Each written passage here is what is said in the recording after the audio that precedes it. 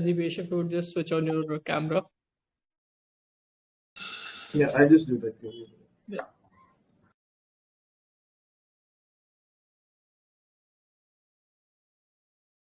Kamal sir, good morning.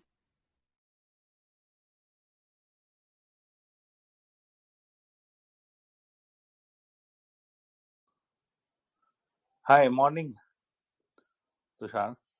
Yes, sir. So we will be waiting for like 5 more minutes, I think, till like 10:05, and then we can start. I think Mehta sir is also yet to join. Okay, So sure.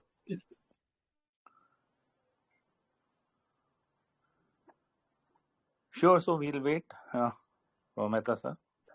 yes, sir.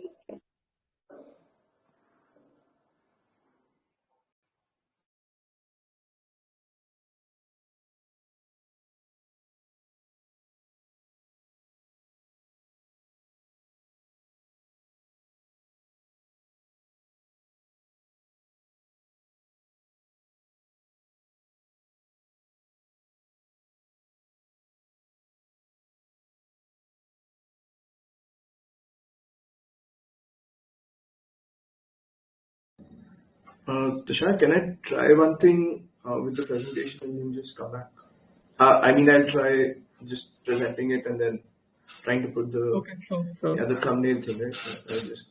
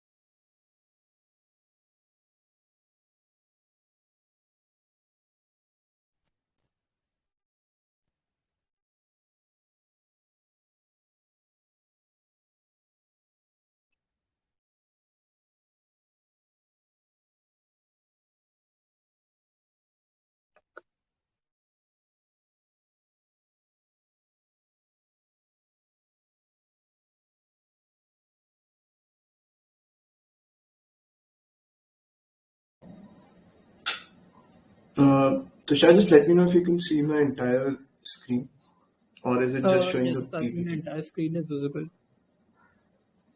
It's not showing the thumbnail or anything, right? It is. It is. The thumbnails, as you mean the slide thumbnails, right? Yeah. Yeah. No, they are also visible. Oh, अच्छा एक minute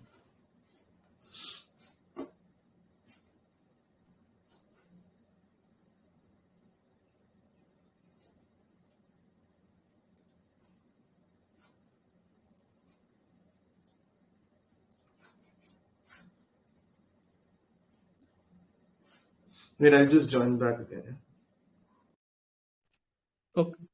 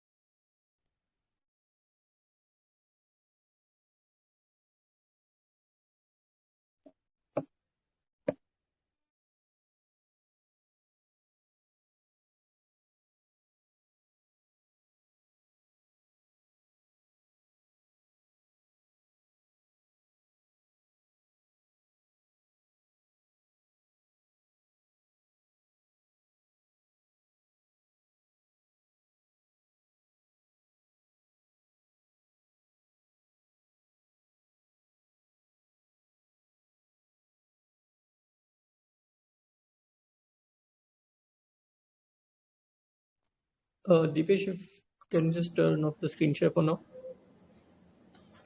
Oh, then okay, cool. I just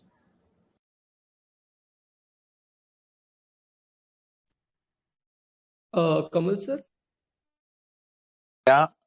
So I Sir, think, Mehta sir seems to be running a bit late, so I think we can start. yeah, we should Uh, start. okay, so good morning and welcome to the seventh webinar in the Every Friday webinar series, a platform for young minds to express their ideas to all. My name is Architect Tushar Mandal, and I am a teaching faculty at the Periyar School of Architecture, New Delhi. Today's webinar will be about collaborative urbanism presented by Mr. Deepesh Sangtani. So before introducing the speaker, I would like to introduce architect Kamal Raj, who is the head of department at the Periyar School of Architecture. Sir, if you could just say a few words to motivate us. Sure. See, the thing is that I am also with Mehta sir teaching this course, professional practice, and we take a lot of these issues, and make the students understand the importance of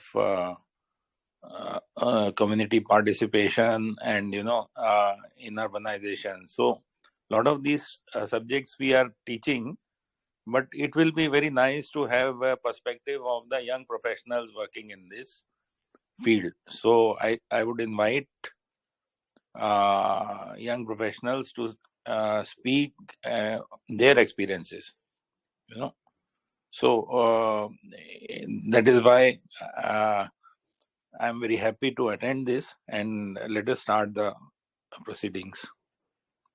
Yes, thank you, sir. I think Mehta sir is also here. So we also have with us architect Premendra Raj Mehta, who is the mentor of the school along with his partner.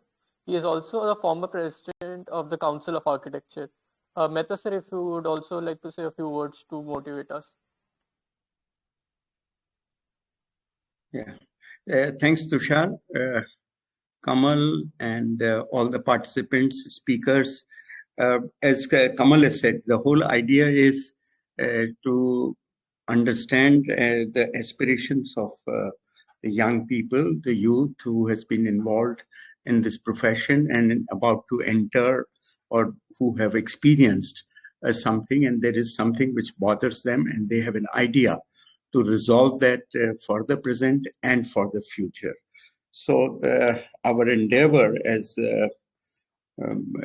Sri Kamal Raj has said, has been to encourage people who think differently, who have some original thoughts about improving our habitat. We have been trying to do that as a part of professional practice, but here at Periyar School, what we thought that we should have a series. You see, it is not one idea, two ideas. We have so many people in such a vast country, different geoclimatic conditions, different cultural, economic, socio situation. And what we need is multiple alternatives to one single problem so that they can be applied in a different manner and to achieve something very good for all of us. So here, what we do is that we encourage people to come out, and my request to all of you, all participants, is that please talk to your friends, please let them know that here is a forum where you can throw open your idea, and what we promise is that we would like to carry it forward with the concerned bodies within the profession, and if not anything else, within ourselves, and try and convert it into some kind of a reality in times to come. So that's our endeavor. We would also have some non-formal programs in summer and winters. Whenever you are free, you can join in and participate in a generation of some new ideas. Thank you very much, and welcome once again to all of you, and particularly the speaker for the day. Thank you so much, sir. So now I will introduce our speaker for today's webinar, Mr. Deepesh Sangtani. I would request him to please switch on his camera. Yeah. So Deepesh is an architect with a BArch from the Faculty of Architecture and Acoustics, Jamia Millia Islamia, New Delhi, and is currently working as a communication designer. He also co-founded a non-profit organization, the Multiloc Collective, in the wake of understanding the importance of collaborative efforts and the core idea of urbanism, and that the core idea of urbanism lies as a collective effort by the people for the people. Today, he will be talking about architecture for the community. I would like to request Deepesh to now begin. Thank you so much, Tushar, and thank you so much, the faculty from Periyar School of Architecture. I hope I'm audible. Yes, you're audible. Yeah, thanks. I'll just share my screen.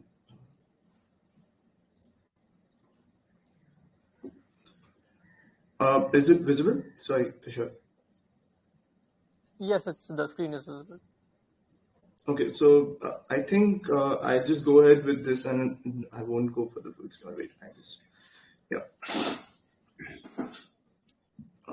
okay, so hi guys, and welcome to all the participants and the faculty members for this webinar. My name is Deepesh Sangtani, and today I'll be talking mostly about collaborative urbanism, and specifically also shed light on what community architecture is, what are the different roles of different people who are associated to that practice, and also show some examples of the best practices that have been that are happening pan India by the young architects and the entire fraternity of how they're collaborating together and working on some projects.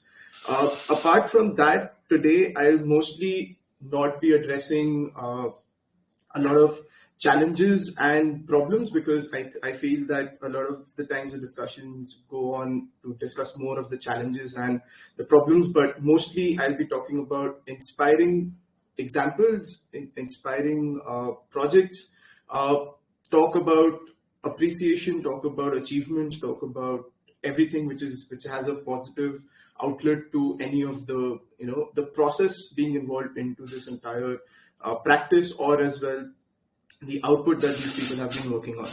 Uh, just I'll also be talking about, just in a brief manner, of what urbanism is, what collaboration means, and how collaborative urbanism as a movement, I would say, or as a practice, is being held in, at least in India. Uh, I will be taking examples of the Indian organizations or the companies that have been working on it. And then I will also be demonstrating or talking about a project that I've been personally involved as a part of the collaborative effort.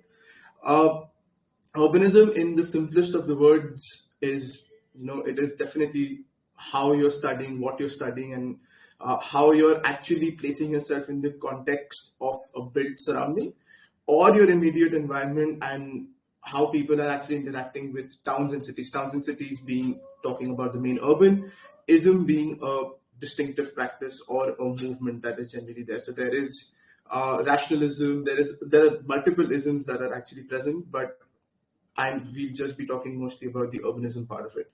Uh, but there's also a catch of how the Indian context is actually talking about the urbanism side.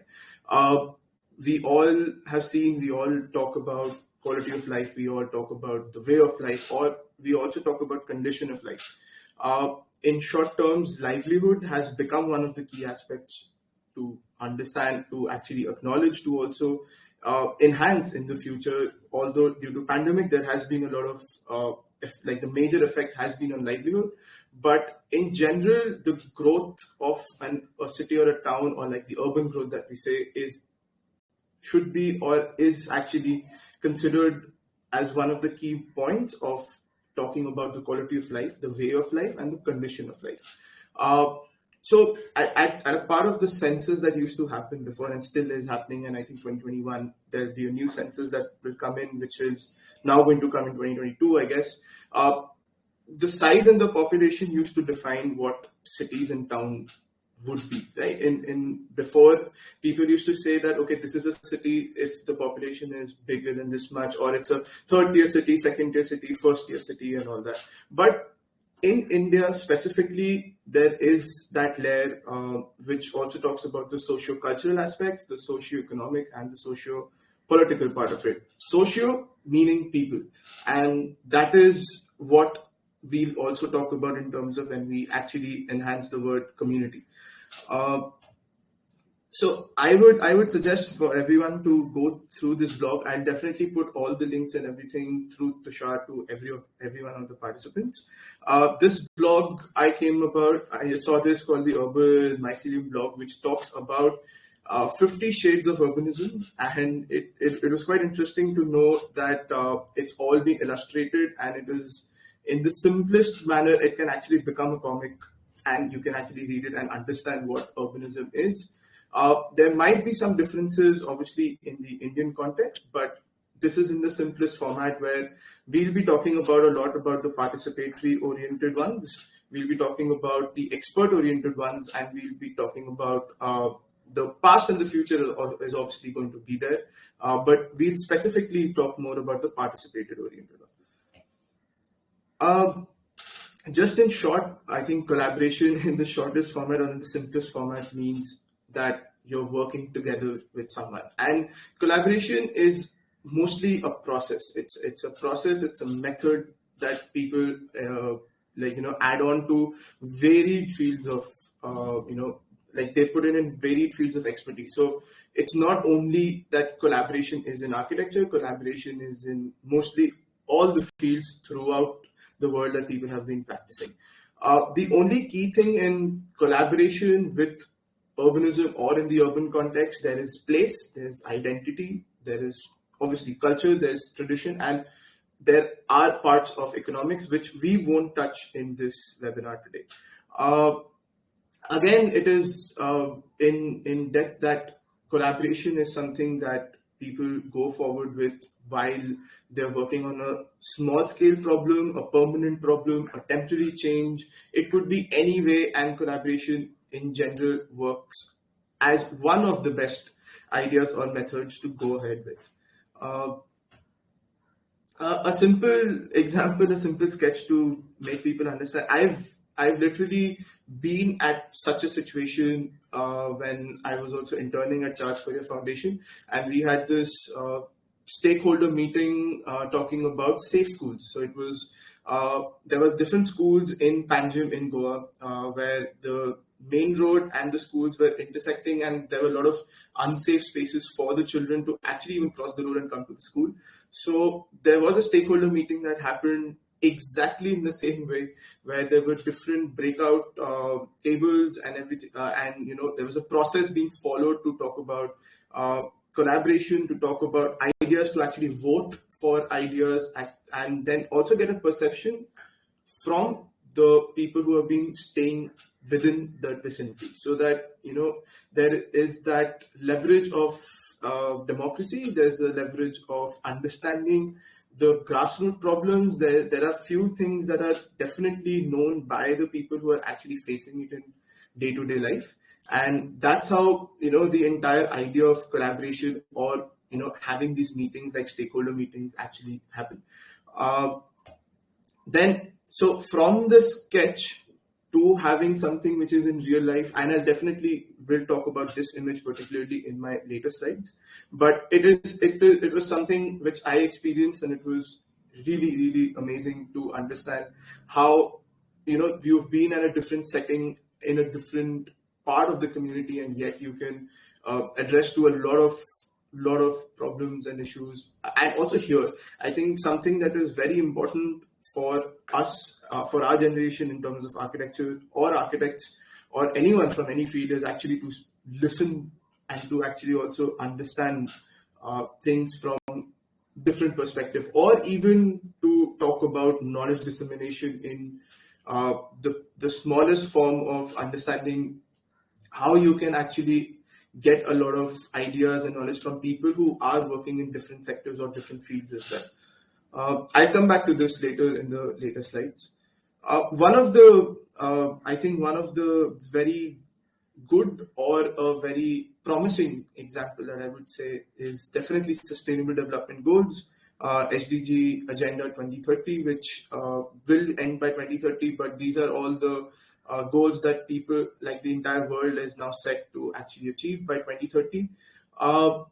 I think this is one of the greatest examples of understanding how collaborative efforts are happening all over the world. Because, I mean, even UN, as a part of its organization, has made a lot of efforts, or at least has made few platforms where there are organizations that can come in, have their own expertise in different fields, talk about any of these, one of these SDG goals that they want to take in, and then, have that support system also going on. But the support system is not only from the UN, it has to come from different levels, it has to come from different tiers, it has to come from, there are different approaches, which I will definitely talk about in the later slide. And there are also support systems from the community side. There are stakeholders. I'm using the word stakeholders because that is something which is very key in while you're practicing community architecture. And I will definitely come to few definitions that I will talk about as well. But again, if you haven't checked out on the Agenda 2030 for the Sustainable Development Goals, and how all the countries are progressing to it, I would suggest that you can definitely go ahead. I think they also have a very interesting dashboard now that they're working on. Even Niti Aayog came up with a dashboard talking about the SDG goals, but particularly in India, and it is quite an interactive one. And I'll also add all these links and later after the webinar gets over. So this is what I meant talking about when I was talking about that, how different people are part of these approach and processes.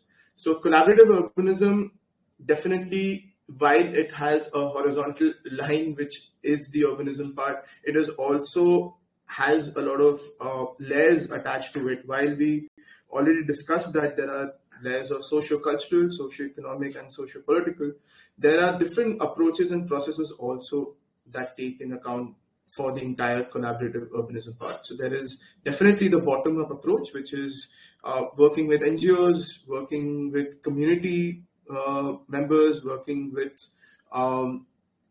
these other organizations which collaboratively might work or help in the grassroots of the things. And this generally bottom-up approach has participatory planning and participatory methods that are a part of at least understanding the problem or understanding or gaining an insight of the problem. And then the next step which goes up from the bottom approach is what I'll also discuss in the few examples later on. And then there's a top-down process, which is basically how the key stakeholders, including government, including private agency organizations, including whoever has the idea or has the knowledge or has the power, let's say, to actually work towards the execution of the part. So there's a top-down approach where people with an idea might, come up with as a like a part of a tender idea, and then it'll come out to be working along with just one part of decision making. So the top down approach is just one part of the decision making, where there's an idea and they will start implementing, and they do a trial and error part of it or gain that feedback, where there are very good examples where that has also happened. But then from bottom up approach is where actually you add another layer of the community, you add another layer of people, where maybe the trial and error can happen through consultation, through collaboratively engaging with the people who are actually going to get affected by, let's say, that part of the execution of the project or the process as well.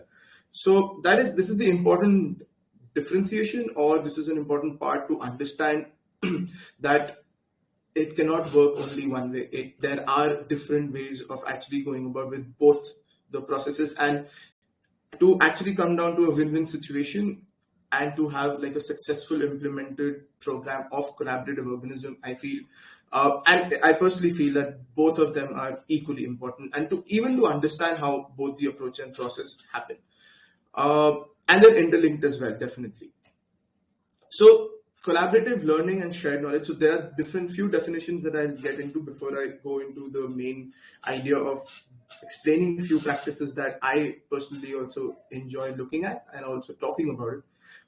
Collaborative learning and shared knowledge, this is something that I even mentioned in the earlier slide, that there is a point of understanding where you are going to engage with certain amount of people. There is a point to collaborative what you say, engagement part of it, where you are actually going into understanding people's thinking. There you're also observing places and things around, then you're basically engaging in while a conversation comes up, or you're understanding from different people, then experiences help. So I am definitely going to talk more about these experiences from my personal experiences as well, and I hope actually that there are people that actually get few ideas to at least work or start looking into this part of the learning.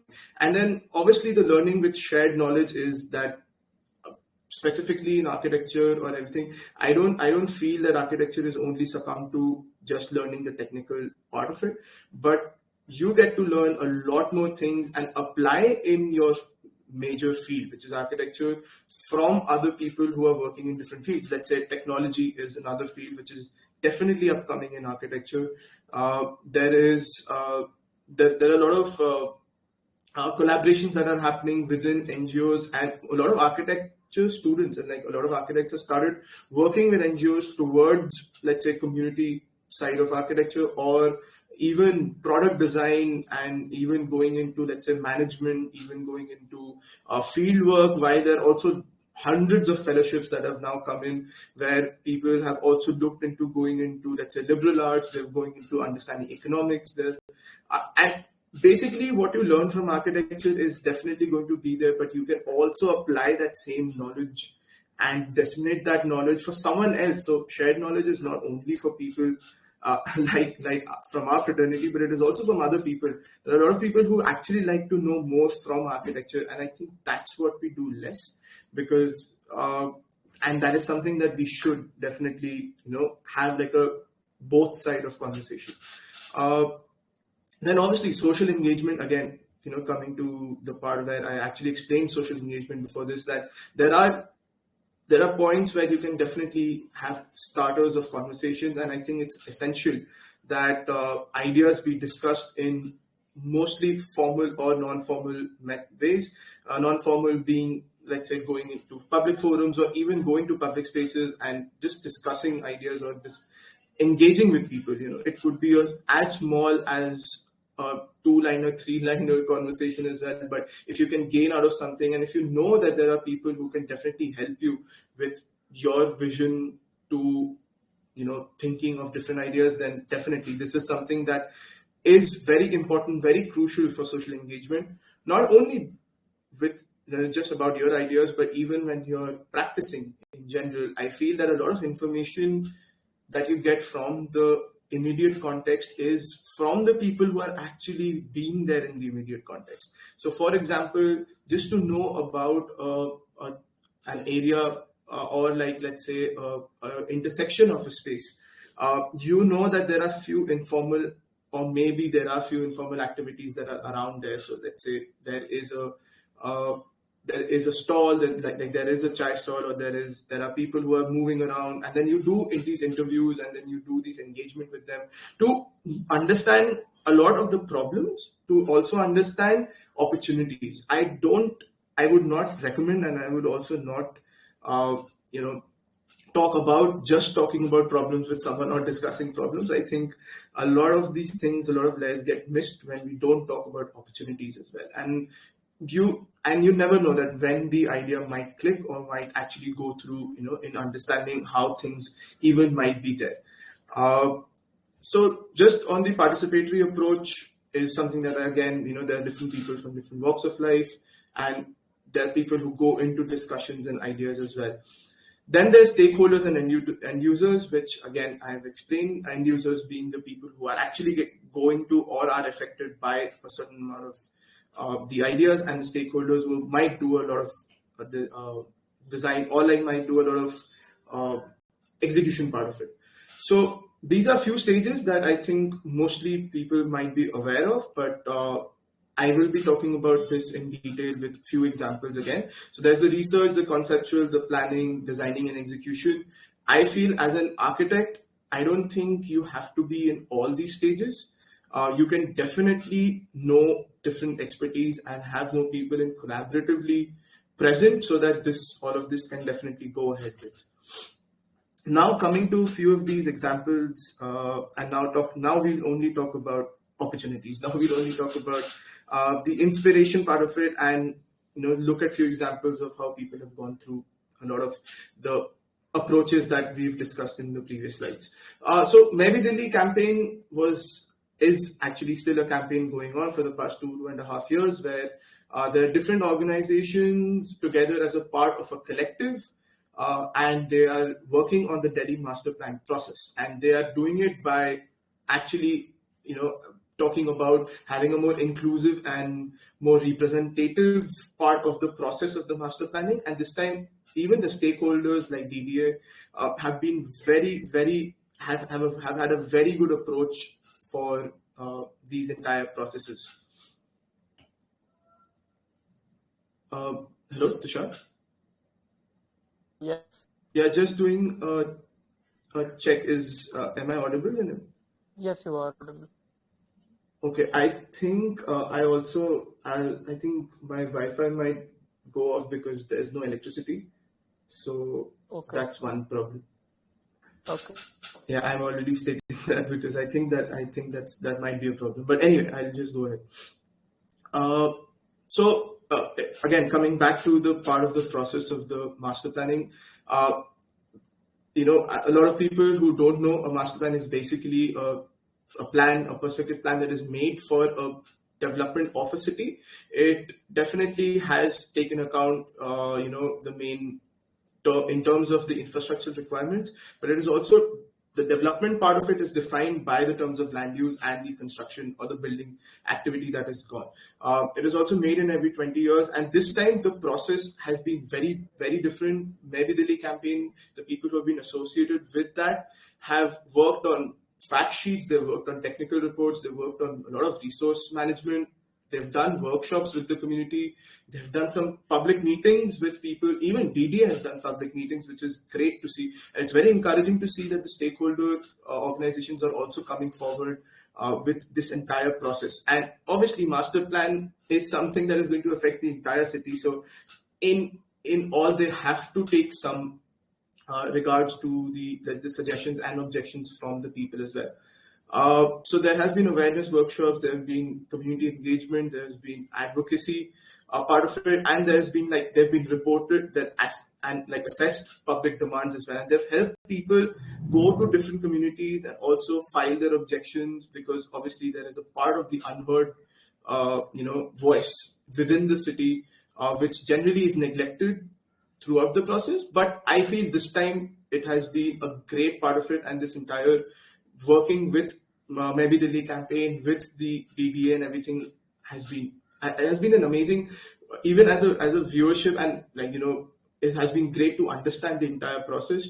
And there are a lot of organizations that are attached to this entire plan. Then, so a part of it also became as to how interactively can you actually make people understand master plan. So Kaun Hai Master Kya Hai plan was this idea that was started by Social Design Collaborative in collaboration with Seva Delhi to support the Maybe Delhi campaign. And it was an interactive tool made on the entire Delhi Masters planning process, right?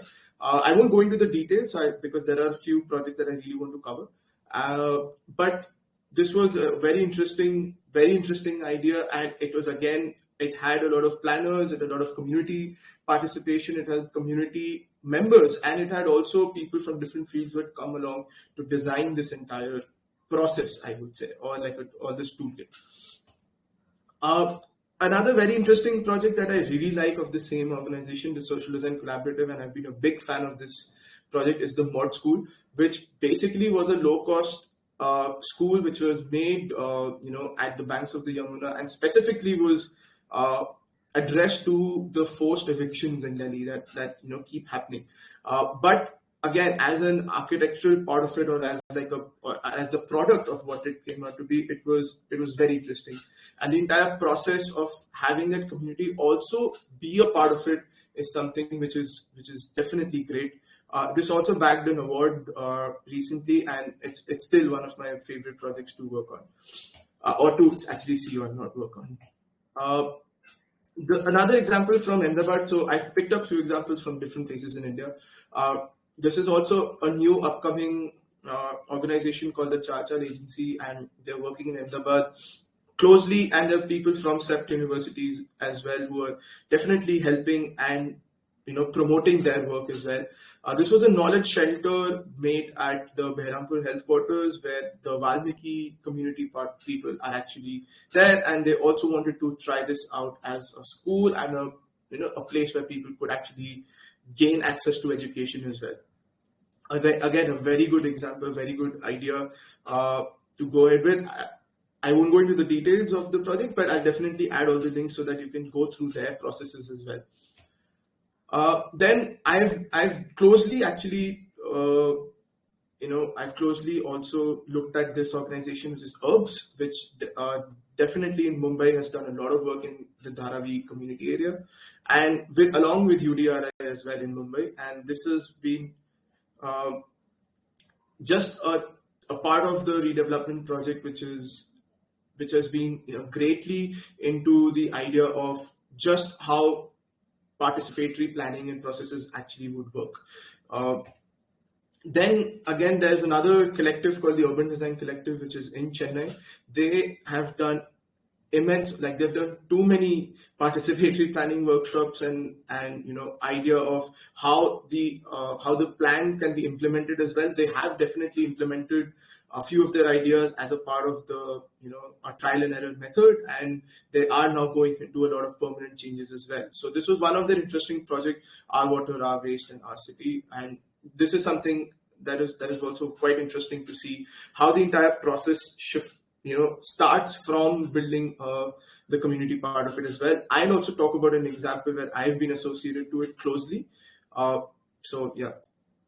Again, next would be something now coming to the design part of it. So Anthill Creations in Bangalore is also trying to do a movement where they're trying to bring back play and create play spaces basically by upcycling waste material. So they have been very successful with a lot of projects. They have also architects on board who are definitely working on these smaller to actually distinctively change these smaller spaces into play spaces, and they also are working into a lot of product part of it, which are helping the kids in their day-to-day life as well. And this was a very interesting project, and it was a very interesting conversation that I also had with the person who had actually started this petition. There was a petition started in Delhi by Bhavya Singh, who is actually working with Built Empathy now. They were working in Delhi. Now they've shifted to Bangalore. And the Light Up Delhi campaign was an initiative towards making Delhi safer by actually working on the lighting infrastructure. So when she had explained to me how she did it, was that she just went around Delhi metro areas, started taking photographs of dark, dingy spaces, started a petition of how this can be changed. She tagged Satendra Jain, so basically the stakeholder, the local government, to actually address these issues. And the Delhi government came about, or like the people who have been working alongside with it, not just Delhi government, but also the other organizations that have been part of it. They came up with an extensive plan. They made a before and after map where they actually started installing these lighting infrastructure in the metro areas, and which was definitely a big win-win for both sides of it. Then again, one of the interesting, another organization that I really follow and I definitely love their work is Seeds India. And they've been working in Pan India, talking about mostly disaster resilience and everything. Associated to rehabilitation. They're also talking about livelihood. They're talking about safer schools. They're talking about safer construction part of it as well. So this was again another very interesting project that I really like. And Seeds India is something that you can look forward to. So from these projects, coming down to just understanding what are the basic points that community architecture or collaborative urbanism in general can have, or are the opportunities. The inspirational part of it is the opportunities, right, and how it can go around with it. So it's basically pedestrian-friendly communities, citizen participation. There's development of communities, the unique communities as well. Creation of opportunities in the public-private sector both, integration of different uses or like functions within the community, the preservation of open space, agricultural, historic structures, transportation, and then there are different layers that actually go on with or are a part of the city as well. So this is one example that I'll just talk in general and just also cater to how I've been associated to it.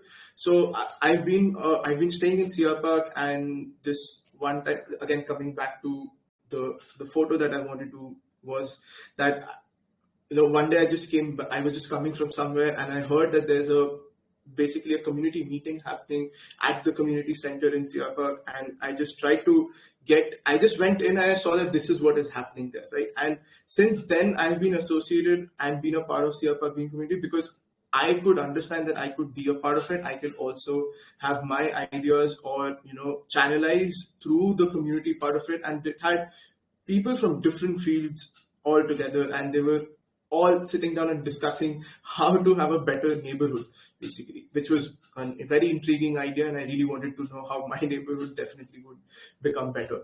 There have been a lot of stakeholder consultations. There have been a lot of ideas. There have been a lot of coming from the very field, because obviously even in the neighborhood of, let's say, 500 to 1,000 people, there will be 500 to 1,000 different ideas, and everybody's going to have a different approach and everything. But it also again comes down to how you actually make that process work, and how are you going to actually go into the decision making and also to the execution part of it, which is important.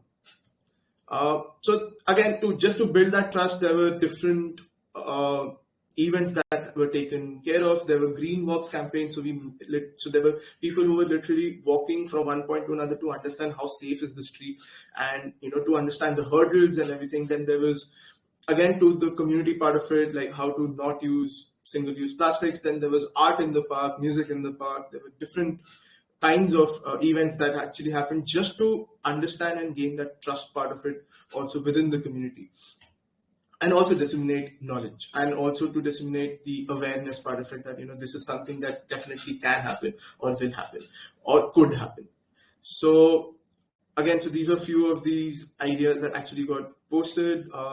This was basically the model street that came up. Again, in the organizations involved were not only restricted to community, but how it also became a part of the government part, or the stakeholder agencies were also very important to have a holistic approach to the entire process. There was also participatory, dialogues that were taken care. They were also happening, to also cater to a small competition that was also launched to understand how the market spaces within the Siapak region can also be transformed or be changed, or have like a temporary change and then work towards a permanent change, which is essential in the community side or the collaborative urbanism side of it. Again, a lot of public dissemination of the information, and a lot of public consultation, a lot of feedback was taken, which is also an important process. It was done in different ways. It was done in markets. It was done within the markets through a projector. Even while the shops were closed and everything, definitely we were still able to attend and also understand, like, there are different people who are associated to an entire project, and it's not only going to be just like implemented and not affect them. So we need to understand how things are also going to happen throughout the process. And obviously, the pandemic made it a little worse.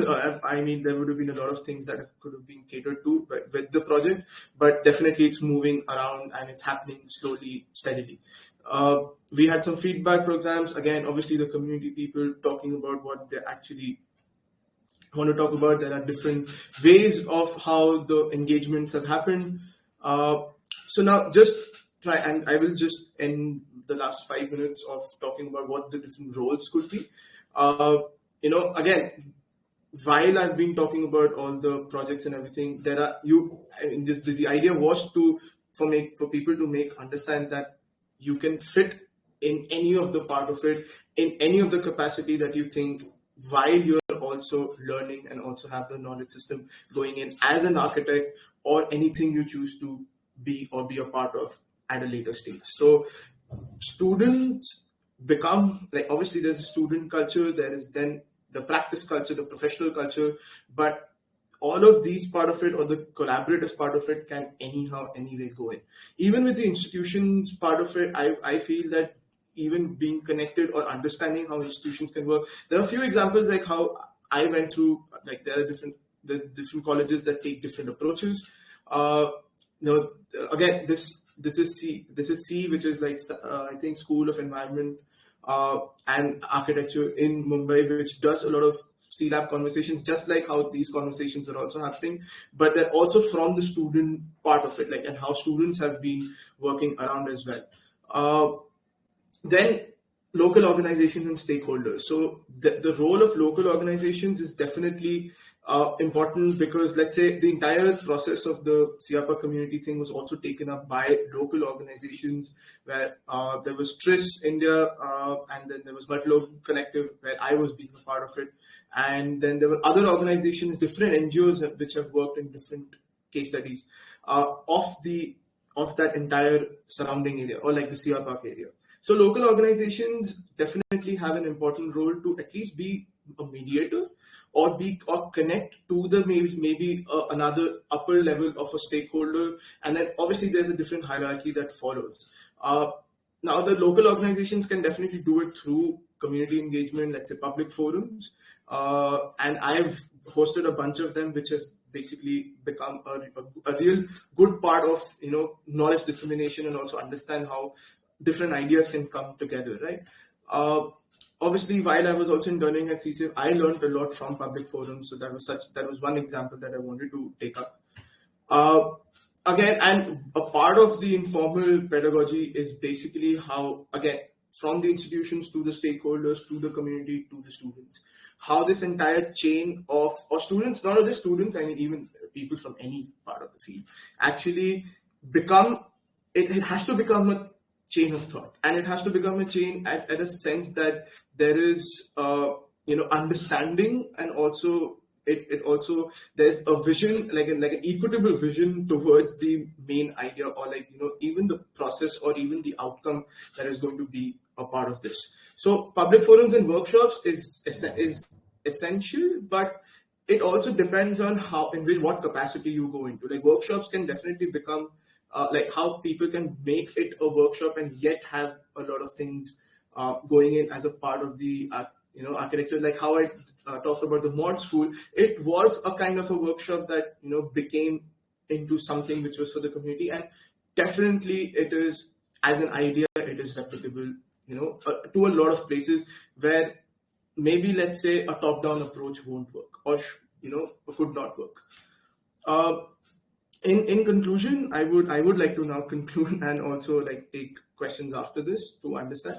But urbanism for us is something which I personally wanted to initiate as a conversation, as also a movement, where I would say that urbanism is not only for us as architects or as planners or people who are working in this fraternity, but it is also, as I mentioned, it is a collective or a collaborative effort of people from varied fields, actually, and different walks of life.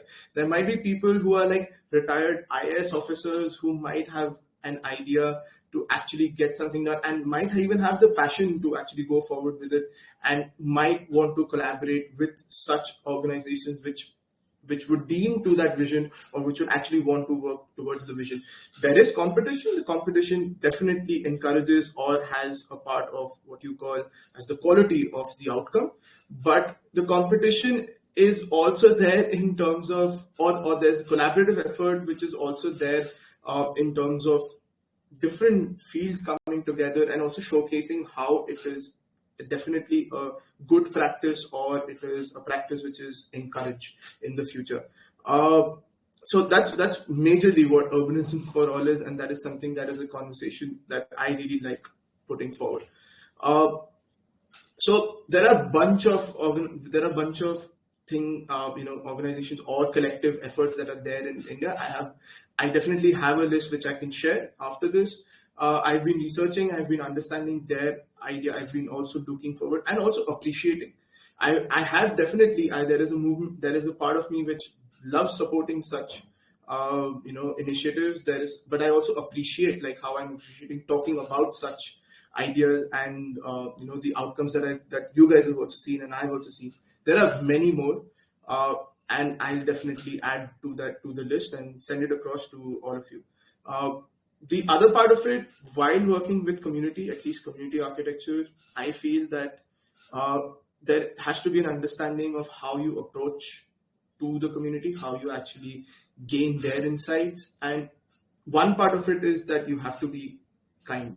And I also feel that like kindness in one part of it can definitely become a major handhold to understand and gain that trust, where you might become a long-term, you might have a long-term association to that kind of thing. Even within your community, let's say RWA organizations or anything, you need to have a sense of an open mind at some point, but also keep your expertise and handheld with it, and trust people's perception, trust till a point where you know that okay, there is a boundary that you can draw till, and then obviously be humble to understand that part of it and have patience. So that is something that is definitely, I would say, is a key thing to go forward with. So I think I'll end my webinar or the presentation here. And thank you so much for having me and just hearing me out for all this. Thank you. Thank you, Deepesh. It was very insightful. Participants can now ask questions. You can also post your questions in the group that is available. But while you wait for the questions, I would like to introduce architect Prakriti Mehta, who is an assistant professor at NIMS University, Mumbai. She holds a Yeah. Master of Urban Design from SPA, posted PRs from Amity University, Noida, and she is a part of a group of eminent architects invited by the government to witness the redevelopment of Baba Vishwanath Temple in Varanasi. I request ma'am if she could just give views or comments about today's topic in the webinar. Right. Thanks, Tushar. Thanks, Deepesh. I'm on a low bandwidth right now, so I'll be unable to turn on my camera. Sorry for that. Thanks, Deepesh, for a wonderful presentation. I think being an urban designer myself, I could truly understand the sense with which you came through and you gave this presentation. It was wonderful to understand, a variety of approaches that are necessary in design. And you very well spoke about different methods and processes that could be used at different levels, which were sometimes administrative in nature, and sometimes purely out of the informal nature of the participatory planning process that could be followed. Um, Particularly, what interested me was also where apart from talking about the various agencies that are already conducting certain participatory planning processes in design, or collaborative urbanism, as you're calling it, or collective um, method of approaching design.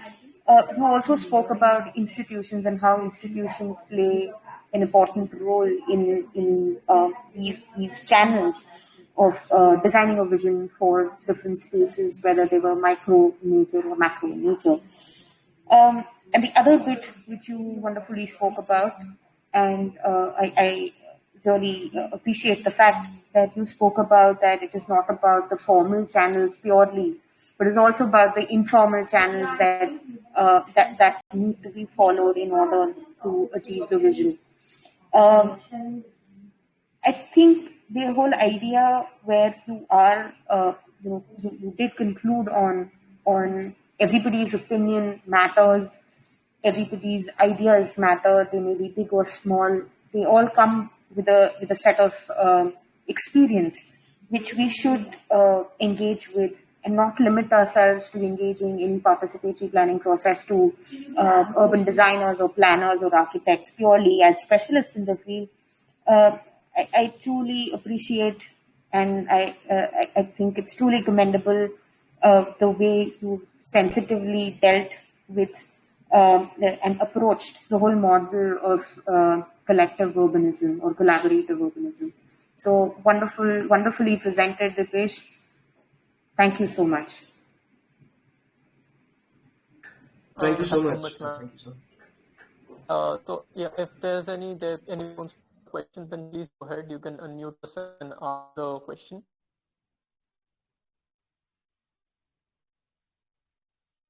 Abhinav, Abhinav had a question that he wanted to ask. So if Abhinav, you're here, please go ahead. Am I audible? Yes, you're audible.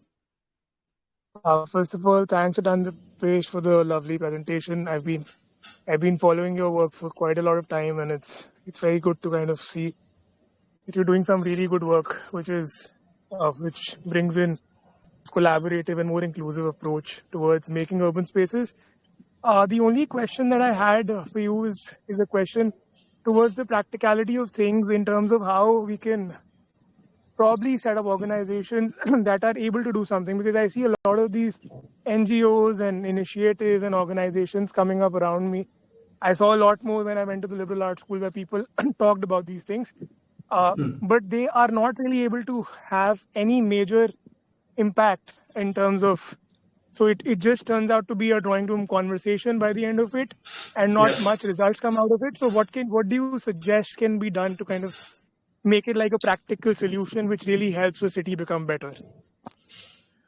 Thank you so much, Abhinav, for that question. I truly resonate with your question as well, and I've also had people ask me similar question, same question even before. That there are a lot of institutions and there are a lot of organizations that do come up, but not all of them actually thrive to go towards the execution. So definitely there is a part of the unbuilt ideas that also are kept aside, which so I feel that all ideas, all executable ideas have a different what do you call a sense of timeline. So a lot of them would take a longer time to happen depending on how you want to approach that and how you know that how that part of like the outcome is going to definitely cater to like let's say a large amount of community or like a large amount of outcome, or is it going to be just a small part? So let's say a lot of organizations actually go into looking into the smaller details where let's say they will have a smaller idea to first implement, do a trial and error, like how even Charles Korea Foundation did a project with as an Anganwadi project, and it was basically a trial and error project that was done, and then it was replicated to different parts of let's say Goa and maybe all over India. So there are a few ideas that definitely can be replicated around, but the for the organization to understand now definitely there is an economics part of it as well for their working. There's also let's say the implementability, but also to understand how to approach or whom to approach to actually get things done.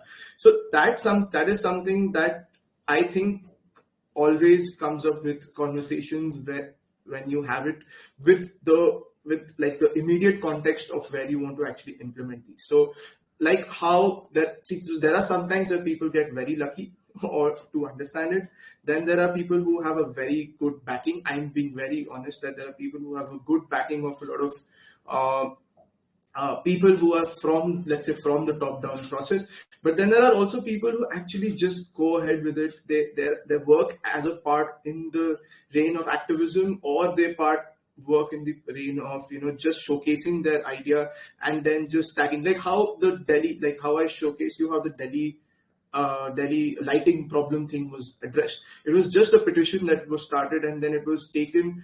It was actually it went to the main stakeholder, and then they became a part of the knowledge dissemination process. So they literally, like I know Bhavya Singh who's done this. So she's literally told me that she went along with them with sketches and everything as to how they can implement this, in a very practical approach. So I feel that the idea was on a socio level where they wanted to make a change for people, but the execution was just lighting. Like you just have to just put lights and like just have electrical points and electrical connections in the metro station, which already has like a very big power supply anyway. So you just have to put lights and make it work, and have that working on that area, and it just became an implementable program. So and that's how then they became an organization. So Built Empathy was actually, they became an organization after this thing happened, and they thought that all of these can take up as a part of the idea dissemination, or can become um, a thing that we can take forward.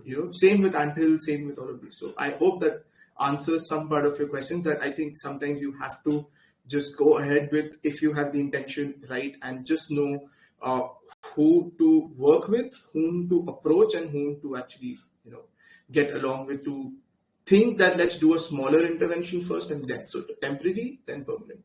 That is how I think the approach should be. Okay, thank you so much. That was really insightful. Yeah, can we have a next question? Yeah. Yeah. So we're already out time. So I will take like one more question. So if anybody has a question, then Yeah, please go ahead. Tushar. Yeah, Tushar, can I say something? Yes, sir. Yes, sir. Please go ahead. Yeah. Now I want to present a contrary view completely. The validity of a process lies in its outcome. So if I see the school or the learning places you had shown, what had been done in Delhi or in Ahmedabad, My question is that my children deserve? Is that kind of a space is what we deserve? The answer is no. These NGOs have been fooling around with people who have very little aspiration. Maybe they are at 0. You show them 10 and they feel very happy and they give you a certificate, you have done a wonderful job. But me as a professional, I will say sorry. The world has moved far, far ahead. The places of learning have certain standards. These NGOs are lowering those standards, fooling with those residents in the guise of community participation and telling us that I have provided them exactly what they wanted. Poor fellows don't even know what they deserve. What is the commitment of the government as a welfare country is, and they are misguided.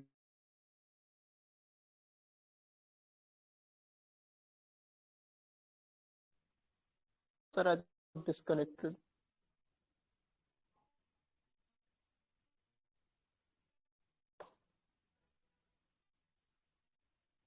Mehta, I don't think I can Ashamed. hear.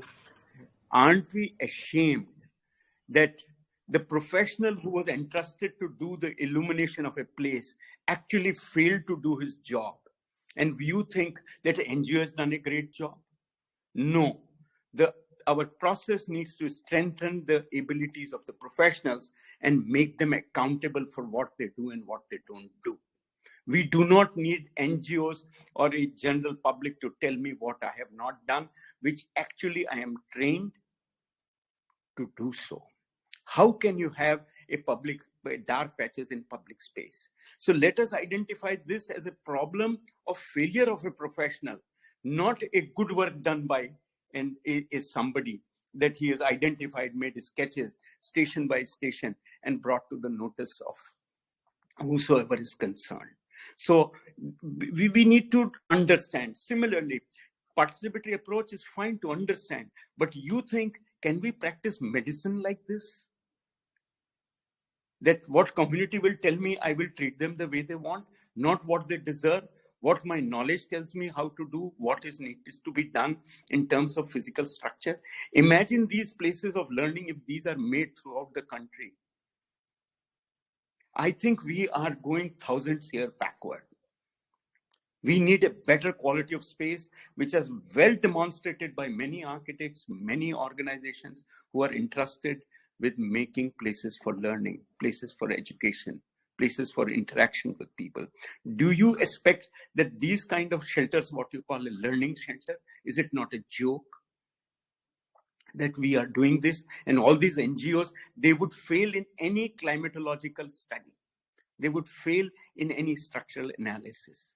They would fail in every respect just because they are happy. They are happy because they were brought at 0 by their circumstances, by their economic, social, or cultural condition. And you tell them that 10 is good enough, whereas all others would enjoy 100. No, definitely not. There is something wrong with the process. So I would question the process when I see these outcomes. Not okay. Absolutely not okay. Participatory approach in its concept to understand a subject is fine, but not for finding a solution. You are trained. You have been practicing it. Your subject is being practiced for thousands of years. You want to say that you don't know just because few, as Deepesh said, who have money and connection, want to tell you that you don't know your subject, and I will tell you a new method to understand your subject. You have fallen prey to them. Architects, have they not been trained in the school how to understand a subject? We all have been in practice, Kamal, myself, and many of us for almost half a century now. Do we not understand that a 5-day study or 7 days study, wherever we go, whatever assignment it may be, the training has been such that you can capture. Maybe you revalidate by discussion. If it is a multidisciplinary subject not known to me, I will understand. But I have been trained to understand a geoclimatic, socio-economic, cultural situation to respond. If just because somebody says, no, your approach is not right, follow my approach. and you think that is right, and you take back people, are they part of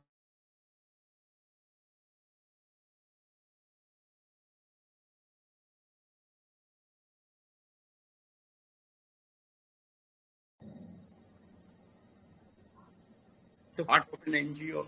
I do all that work, but I think there is something terribly wrong in how we have approached all these years and we have presented. I have seen many such schools along Yamuna made by participatory approach, and architects have been very happy about it, engaged in all that activity. But is that what they deserve? Answer is no. My answer is no, definitely. Thanks. Okay, I mean, I don't know if there was a question in that, but no, it's a commentary. It's a commentary. Yes. It's a commentary. It's not a question to you. Yes. I'm not questioning your thought process. It is addressed to all the participants that this is what I see. Because No, so by chance, definitely. I have seen it post earthquake in Gujarat, earthquake. I have seen it in Delhi. I have seen it in many places. I think this is something. I do not know what to say, but no, we are not giving them what they deserve. So that is why I say there is something terribly wrong in the process itself. And the traditional process of creating architecture maybe is just fine. Maybe if the professionals have failed to do their duty, it does not mean that this is the answer, because this has not given the right results. So this cannot be an answer to the problem which professionals are not addressing. No, not correct. Absolutely. Maybe there is a professional process within an office to do audit of whatever they are doing. It has to be inbuilt. It needs to be part of the process of the design an office follows. You cannot have dark patches in public spaces. It's fundamentally erroneous illumination design. That's all. That's all. You don't need somebody else to tell you that you have dark patches in this. It has to be by the professional himself when he designs on paper. Why he cannot know? So that is why I'm saying it's an erroneous process chosen, erroneous results you would get. You need to do correction somewhere else, and we have taken a different approach, assuming that there is a total failure on the other side of the profession. No, cannot be. Okay, sir. I do hear you, and I genuinely respect your contribution to architecture, because you've said you've practicing for a long, long time. So I definitely do not. I do not want to comment anything on what you've said, but I would definitely say that not in my presentation have I addressed saying that the architects or the architecture side of where the built part of it and everything is there on the top down part is wrong. Or I think it was just a idea of a different approach. I'm not disseminating. I'm not talking, or I'm not ignoring the other side of it as well, where there are some great architectural work done by Hunarshala. There are people who have definitely been there as pioneers and legacy people who have worked on architecture throughout their thing, even for the community that they have done. But this is just a different approach. It might be a new approach. Yeah, absolutely. Which is not absorbed by a lot of people. That is true. It is not absorbed by a lot of people. But I would love to have a separate discussion or a conversation with you just to understand a few more details of what you've mentioned. Certainly. No. I'm very appreciative the way you brought about. There is a lot of meaning on participatory approach in any situation, and I respect that point of view. So not that, but I just questioned that what I see. But anyway, we'll have certainly. So it's great. I also do question a lot of things, and I would definitely want to understand your part of it. I am more of a listener, as I've already mentioned. So I would definitely want to listen and then maybe have like a small discussion with you later on, which I would love to have. Thank you. Sure. Very good. Thank you so much, sir, for the comments, and also I think that by now we can really wrap up the webinar a bit over time. So I would like to thank Deepesh for the presentation and also for highlighting an approach that is probably something that also sir also mentioned, that something which is very important. At the same time, I would also go with both what Deepesh said and sir said, is that it's it cannot be a substitute to the traditional method. It has to be a supportive. It has to be supportive to the way it has been functioning. So before closing, I would like to inform everyone about the every Friday webinar series being organized by the Perry School of Architecture.